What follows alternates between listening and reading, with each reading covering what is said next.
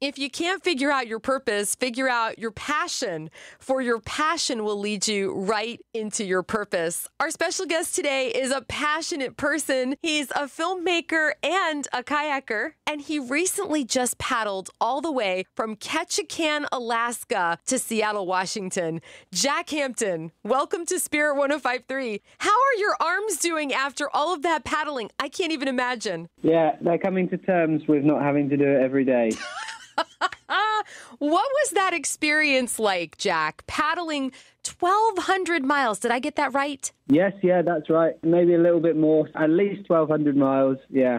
Well, it was pretty long. I was on the water for 3 months, and that's the longest I've ever been away from my family in a different country and pretty remote at times. It was pretty grueling. It was really a trip of two halves. The first 7 weeks, it pretty much exclusively rained, was brutally cold, and the winds blew hard in my face. And then the next 6 or so weeks, I got some sun, which was lovely. But yeah, it was taxing. It was the grind that was the hardest thing, the day in, day out nature of an expedition of that length. What made it worth it to you, Jack? Because you poured a lot of blood, sweat, and tears into that journey. I think without doubt the people I met, I set out with the purpose of trying to capture some different narratives on the green transition and on sustainable living, and it surpassed all of my hopes. The range of communities and perspectives that I encountered was wonderful, and some really interesting solution-focused conversations that we had as well, talking about the role that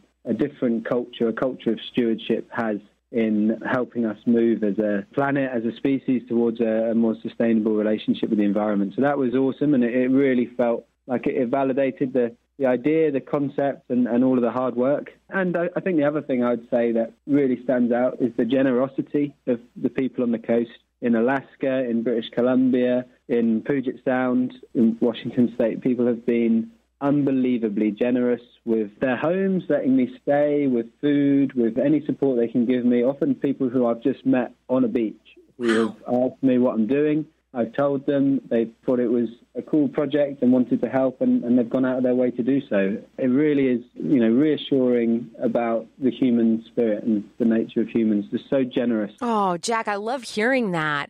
So I have to ask you, I'm inspired by the fact that you want to put the spotlight on people who live off the grid. So what amazed you most about the people you met? I think my biggest takeaway from all of the different homesteaders and rural isolated communities who were off-grid in terms of, the energy grid, but also there were some people who took that a lot further and were pretty much self-sufficient in terms of their food, their water, their power, everything. My biggest takeaway is how hard that life is, Mm-hmm. The physicality of living like that is immense, and the skills required to make that work are impressive. The people I met, they could repair any engine, they could make anything out of wood. They were super resourceful, and they would show me an old Yamaha bike from the 80s that they had found rusting away and rebuilt it into one end of a chainsaw mill and stuff like that, Wow. Just incredible ingenuity. That was a big takeaway.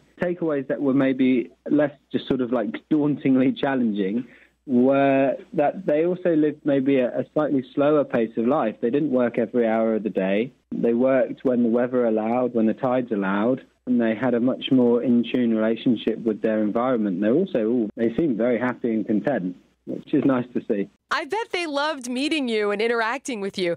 Jack, what animals did you encounter on your journey? Oh, all sorts. I guess people want to hear about the big ones. So, yeah, had grizzlies and black bears walking through the camp. Had lots of encounters with wolves, which I hadn't expected. I was told that they were quite elusive, but I had wolves in my camp, 1, 2, 3, 4 times. Oh. Yeah, one time, the first time was in the first week. I was still in Alaska, and I'd woken up pretty groggy, still getting used to paddling those distances, and I'd wandered down the beach towards where my food was up in a tree, and I wasn't really paying much attention. And I looked up, and there was a wolf just under the bag, suspended in a tree, just looking up at it, and it looked down at me, and it sort of felt like it was saying, at last, come on, I'm hungry.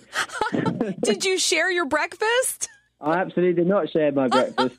I'm not one for sharing food. Oh, my goodness. So, Jack, are you already planning your next trip?